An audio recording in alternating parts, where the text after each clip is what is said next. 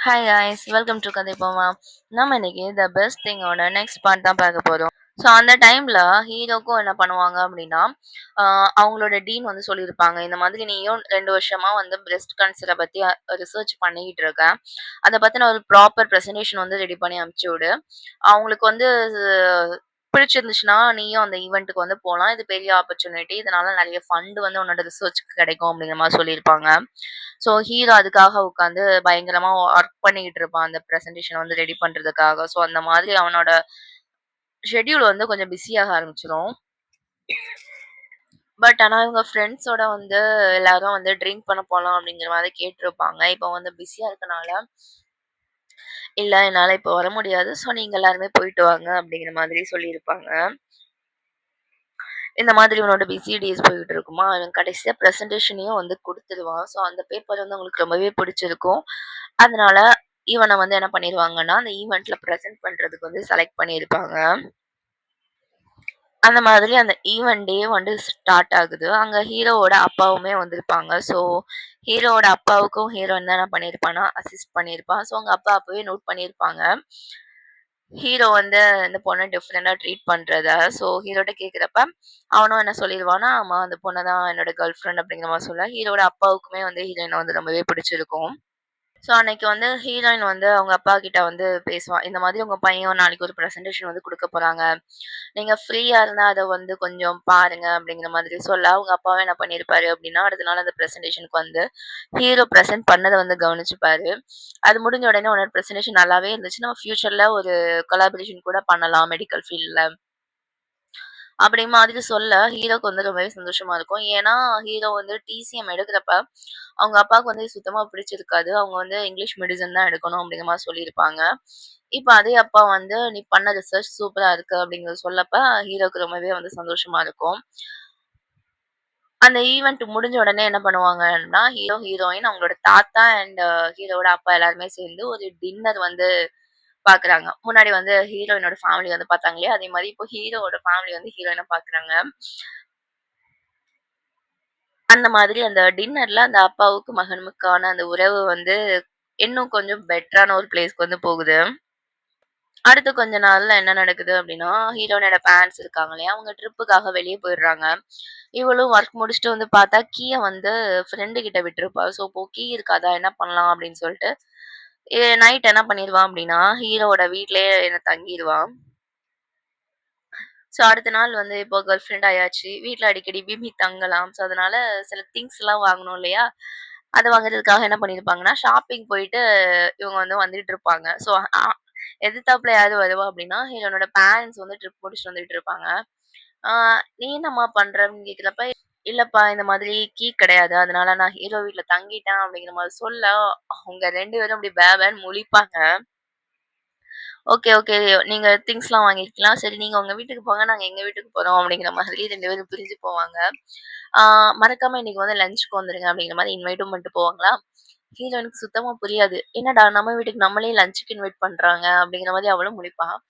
2 பேருமே போவாங்க. ஸோ என்ன நடக்கும் அப்படின்னா கதவெல்லாம் தட்டுவா. கதவ தட்டிட்டு, "என்ன என்னோட வீட்டுக்கு நானே கதவ தட்டுறேன்." அப்படிங்கிற மாதிரி யோசிக்க, அவங்க அப்பாவும் வந்து கதவ ஓப்பன் பண்ணுவாரு.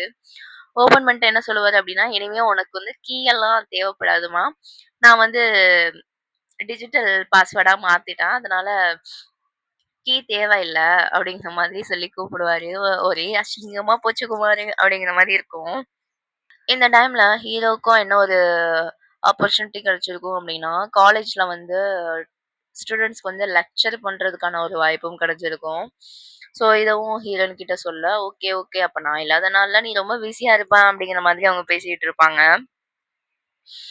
அடுத்த மந்த்ல ஹீரோயினோட அம்மா வந்து என்ன பண்ணியிருப்பாங்க அப்படின்னா, ஹெல்த் செக்கப் எடுப்பாங்க. வருஷம் வருஷமே எடுக்கிறது தான். ஸோ இந்த டைம் கொஞ்சம் லேட் ஆயிருக்கும். ஸோ ஹெல்த் செக்கப் வந்த உடனே அவங்க என்ன பண்ணுவாங்கன்னா, யார்ட்டயுமே சொல்ல மாட்டாங்க. அவங்க பொண்ணுகிட்டயும் மறைப்பாங்க. டைரக்ட்டா யார பார்க்க போவாங்கன்னா, ஹீரோவ பார்த்து ஒரு கன்சல்டேஷன் மட்டும் பண்ணிட்டு வரலாம் அப்படிங்கிற மாதிரி அவங்கிட்ட ரிப்போர்ட்ட காட்டுனா, ஹீரோ என்ன சொல்லுவான் அப்படின்னா, "இல்ல உங்களோட ரிப்போர்ட் கொஞ்சம் ஒரு மாதிரி இருக்கு. நம்ம வந்து ஃபர்தர் செக்கப் வந்து பண்ணியே ஆகணும்." அப்படிங்கிற மாரி சொல்லுவாங்க. ஸோ என்ன பிரச்சனை இருக்கும் அப்படின்னா, அவங்க அம்மாக்கு பிரஸ்ட் கேன்சர் இருக்காது. வெறும் ஒரு கட்டி தானா அப்படிங்கிற மாதிரி தெரியாது.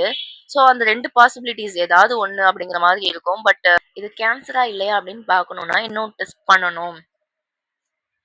அதுக்கு என்ன பண்ணணும்னு சொன்னாங்கன்னா, ஒரு சர்ஜரி பண்ணுவாங்க. ஸோ அந்த சர்ஜரி பண்ணிட்டு அந்த டிஷ்யூ வச்சு தான் அது வந்து கேன்சரா இல்ல வெறும் கட்டி தானா அப்படிங்கிற மாதிரி கன்ஃபார்ம் பண்ணுவாங்க. அப்படிங்கிற மாதிரி இவனும் சொல்ல, ஹீரோவும் கேட்பான். என்ன அப்படின்னா, இந்த மாதிரி ஹீரோயின் கிட்ட இந்த விஷயத்த சொல்ட்டீங்களா? அப்படின்னு கேட்கிறப்ப, இல்ல. ஏன்னா நமக்கே வந்து முடிவா எதுவுமே தெரியலையே! இப்பயே சொல்லி அவள ஏன் கஷ்டப்படுத்தணும்? டெஸ்ட் ரிசல்ட் வந்தோனே சொல்லிக்கலாம். அதுவரைக்கும் நீயும் எனக்காக சொல்லாதப்பா! அப்படிங்கிற மாரி சொல்லிருவாங்க. அப்பாவும், அம்மாவும் சேர்ந்து என்ன பண்ணுவாங்க அப்படின்னா, ஹீரோயின் கிட்ட நாங்க ட்ரிப் போறோம்மா அப்படிங்கிற மாரி சொல்லிட்டு டைரக்ட்டா ஹாஸ்பிட்டல்ல வந்து அட்மிட் ஆயிருவாங்க. சர்ஜரியும் நல்லபடியா முடிஞ்சிரும். அந்த டெஸ்ட்டுக்காக லேபுக்கும் அனுப்பிச்சிருப்பாங்க. ஸோ சர்ஜரி முடிஞ்சு அவங்க டிஸ்சார்ஜ் ஆகுறப்ப ஒரு நாள் என்ன ஆகும் அப்டின்னா, ஹீரோயின் வந்து ஹீரோவ பார்க்கறதுக்காக ஹாஸ்பிட்டல் வந்திருப்பா. ஸோ அந்த டைம்ல அவங்க அப்பா, அம்மா அவங்க பார்த்துருவா. ஸோ அவளுக்கு ஏதோ சரியில்ல அப்படிங்கிறது புரியும். ஹீரோ கிட்ட டைரக்ட்டாவே கேட்க, ஹீரோவும் உண்மைய சொல்லிருவான். அவளுக்கு வந்து ஃபர்ஸ்ட்டு கொஞ்சம் கஷ்டமா இருந்தாலும், அதுக்கப்புறமா அவங்க அப்பா, அம்மா கிட்ட வந்து பேசுவா. ஸோ இந்த மாதிரி எனக்கு எல்லாமே தெரியும். என்கிட்ட மறைக்காதீங்க. இத நம்ம குணப்படுத்தலாம் அப்படிங்கிற மாதிரி ஹீரோ சொல்லியிருக்கான். அதனால நாங்க உங்களுக்கு சப்போர்ட் பண்றோம்மா அப்படிங்கிற மாதிரி எல்லாருமே என்ன பண்ணுவாங்க அப்படின்னா, இந்த மாதிரி ஒரு பேஷண்ட்டுக்கு இதுக்கு இடையில வந்து அவங்க அம்மாவுக்கு வந்து ரிசல்ட்டும் வந்துரும். ஸோ அவங்களுக்கு வந்து பிரஸ்ட் கேன்சர் இருக்கும். அதுக்கான அந்த ஹீமோ ட்ரீட்மெண்ட் வந்து ஹீரோ வந்து பிளான் பண்ணி சொல்லியிருப்பான்.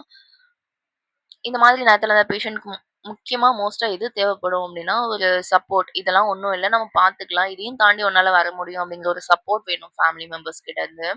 ஸோ அதத்தான் இப்போ அவங்களோட பொண்ணும், அவங்களோட ஹஸ்பண்டும் வந்து அவங்க அம்மாவுக்கு வந்து குடுத்துக்கிட்டு இருப்பாங்க. ஆ டெய்லி செக்கப் போறது, மெடிசின்ஸ் கரெக்ட்டா எடுக்கிறது, நல்லா சாப்பிடுறது, நல்லா சந்தோஷமா இருக்கிறது, இந்த மாதிரி விஷயங்கள்லாம் எல்லாருமே நல்லா பார்த்துக்கிறாங்க. ஸோ இந்த டைம்ல ஹீரோவுக்கு என்ன ஆயிரும் அப்டின்னா, அப்ராட்ல இருந்து அந்த யுனிவர்சிட்டி அப்ளை பண்ணியிருப்பா இல்லையா? அதுக்கான அட்மிஷன் லெட்டருமே வந்துரும். வீட்ல கேட்கிறப்ப என்ன சொல்லுவா அப்டின்னா, "இல்ல அது இன்னும் வரல. நான் அதுக்காக வெயிட் பண்றேன்" அப்டின்னு சொல்லுவா. ஏன்னா, அவ என்ன யோசிப்பா அப்டின்னா, இந்த மாதிரி அம்மாக்கு ட்ரீட்மெண்ட் போய்க்கிட்டு இருக்கு. ஸோ இந்த டைம்ல அவங்கள விட்டுட்டு நம்ம அப்ராட் போய் எப்டி இருக்கிறது? அப்டிங்கிற மாதிரி யோசிப்பா. பட் இவ இப்டி கேட்கிறப்ப சொல்ற பதில்லயே வந்து ஹீரோ சம்திங் ஏதோ மறைக்கிறா அப்டிங்கிற மாதிரி நோட் பண்ணுவான். அடுத்து கொஞ்ச நாள்லயே அவனும் கண்டுபிடிச்சுருவான். என்ன அப்டின்னா, இந்த மாதிரி அவளுக்கு வந்து யுனிவர்சிட்டில இருந்து ஆர்டர் அந்த லெட்டர் வந்திருக்கு அப்படிங்கிற மாதிரி கண்டுபிடிச்சுட்டு, ஹீரோயின் கிட்டயும் வந்து உட்காந்து பேசுவான். ஸோ இந்த மாதிரி ஃபீல் பண்ணாத நாங்க எல்லாருமே இருக்கோம். நல்லா பார்த்துக்கலாம்.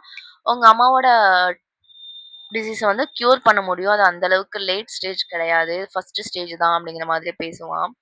ஸோ இந்த விஷயத்த வந்து அவங்க அம்மாட்டயுமே வந்து ஹீரோ வந்து சொல்லியிருப்பான். ஸோ அவங்க அம்மாவும் பேசுவாங்க. என்ன அப்படின்னா, "என்னால உன்னோட கனவு வந்து தடப்படுறத நான் என்னைக்குமே வந்து விரும்ப மாட்டேன். அது எனக்கு என்னைக்குமே வந்து கஷ்டத்த தான் தரும்.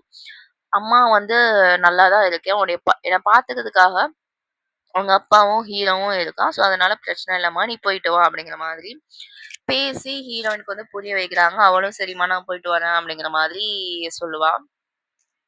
அடுத்த கொஞ்சம் டேஸ்லயே அந்த நாளும் வந்துரும். ஸோ, எல்லாரும் என்ன பண்ணியிருப்பாங்க அப்படின்னா, ஹீரோயின ஃபாரினுக்கு வந்து வழி அனுப்பிச்சு வச்சிருப்பாங்க. ஸோ, இந்த மாதிரி வீடியோ கால்ஸ், ஃபோன் கால்ஸ் அந்த மாதிரி அவங்களோட ரிலேஷன்ஷிப் இப்ப கன்டின்யூ ஆக இதே மாதிரி 2 வருஷம் போகும். 2 வருஷம் படிச்சது பத்தாது அப்படின்னு, அங்கேயே 2 மாசம் இன்டர்ன்ஷிப் பண்ணி, அப்புறம் ஒரு 6 மாசம் இன்டர்ன்ஷிப் பண்ணி, 2 1/2 வருஷம் கழிச்சு வந்து ஹீரோயின் வந்து ஊருக்கு வருவா. ஸோ, இவ்வளோ நாள் லாங் டிஸ்டன்ஸ்ல இருந்துட்டு, இப்போ நேர்ல மீட் பண்றப்ப இருக்கும் இல்லையா? ஸோ, எல்லாருக்குமே ரொம்ப சந்தோஷமா இருக்கும். ஹீரோக்கு மட்டும் இல்ல, அவங்க அப்பா, அம்மாக்கு, தாத்தாக்குன்னு எல்லாருக்குமே சந்தோஷமா இருக்கும். ஸோ, இந்த டைம்ல ஹீரோ என்ன பண்ணுவான் அப்டின்னா, "லைஃப் லாங் என் கூடயே இருப்பியா?" அப்படிங்கிற மாதிரி மேரேஜ்ல ப்ரொபோஸ் பண்ணுவான்.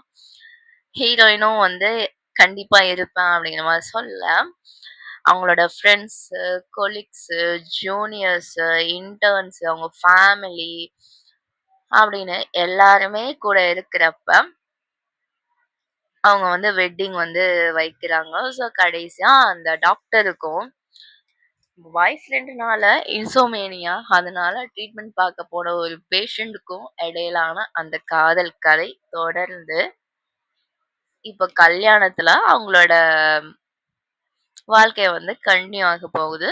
இந்த ட்ராமா ஒரு ஹாப்பி எண்டிங். ஸோ இங்க ட்ராமா வந்து முடியுது.